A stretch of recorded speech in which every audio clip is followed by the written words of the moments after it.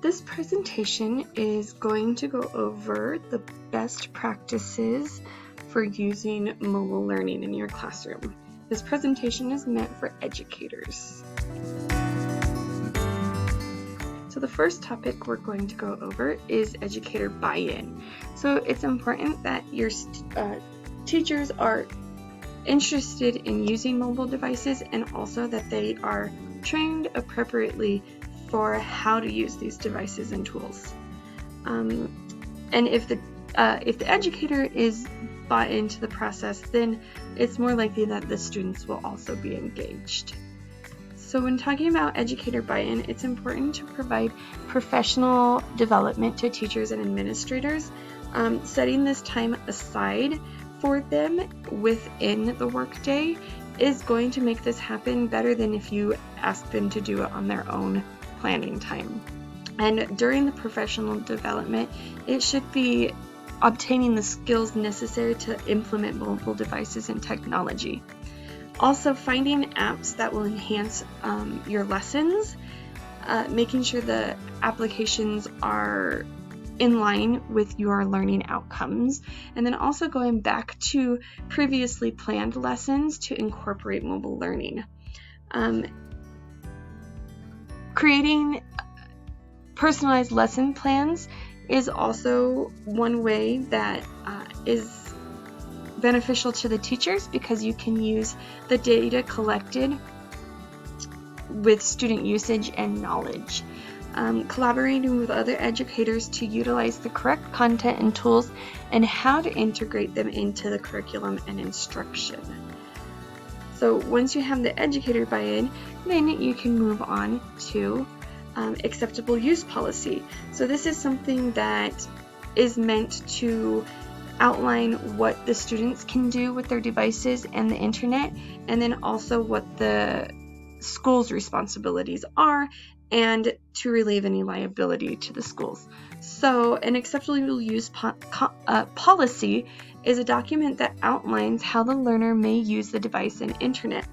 Typically, the parent, teacher, and learner sign this document as it is designated to protect the safety of the student and relieve liability to the school.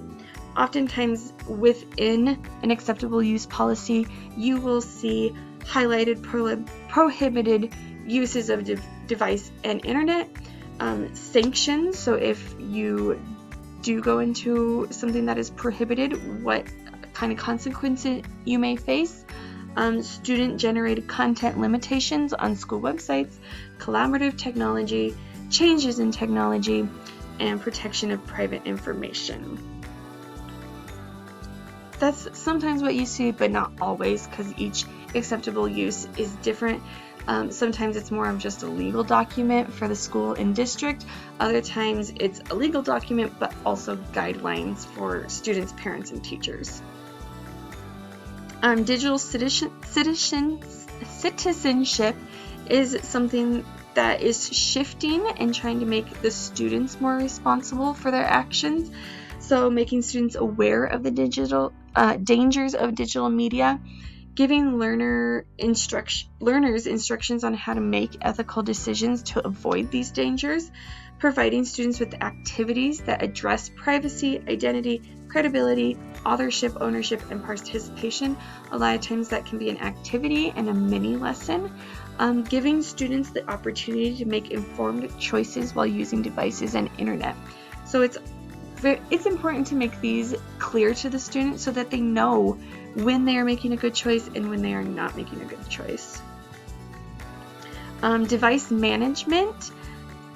Students are sometimes bombarded with technology, and sometimes they navigate to places that they don't necessarily know are out of bounds or prohibited to them. So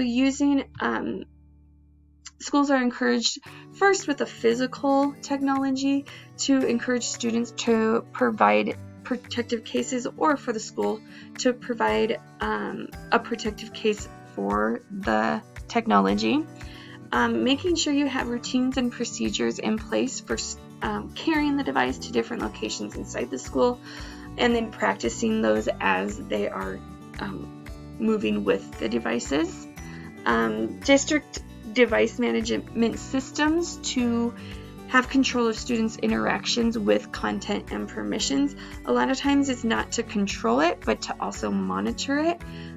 Using Securely is one way to do that. It securely provides web filtering, app blocking, wireless syncing, and then also the monitor of students' interaction and off-task behaviors.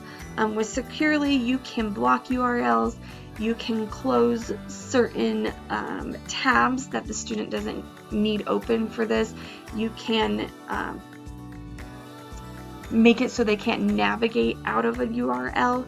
So there's many ways to not necessarily control the students, but to monitor their use, and also that all wraps up into digital citizenship and the acceptable use policy, because if they can't access it, then they're not going to get in trouble for going there. A lot of this information that I found was found in our course Text Mobile Learning, a handbook for developers, educators, and learners.